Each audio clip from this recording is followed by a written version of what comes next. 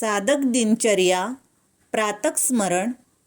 साधकाने पहाटे अंथरुणावरून उठताना प्रथम नामस्मरण करून करदर्शन घ्यावे, भूमिदर्शन व गणेशाचे चिंतन करावे. त्यासाठी खालील श्लोक म्हणावे. कराग्रे वसते लक्ष्मी, करमध्येच सरस्वती, करमूले च गोविंद, प्रभाते करदर्शनम. समुद्रवसने देवी, पर्वतस्तनमंडळे, विष्णुपत्नी नमस्तुभ्यं, पादस्पर्शे समस्व मे.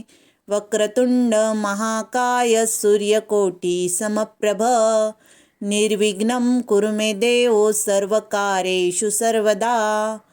प्रथम श्लोकात आपले दोन्ही हात आपल्यासमोर धरून हाताच्या बोटाच्या टोकावर लक्ष्मी, तळहातावर सरस्वती व हाताच्या टोकावर मनगटाजवळ प्रभूचा रहिवास असतो अशी संकल्पना करावी. हस्तदर्शन करावे व आपल्या चेहऱ्यावरून हात फिरवावा. हरिओम.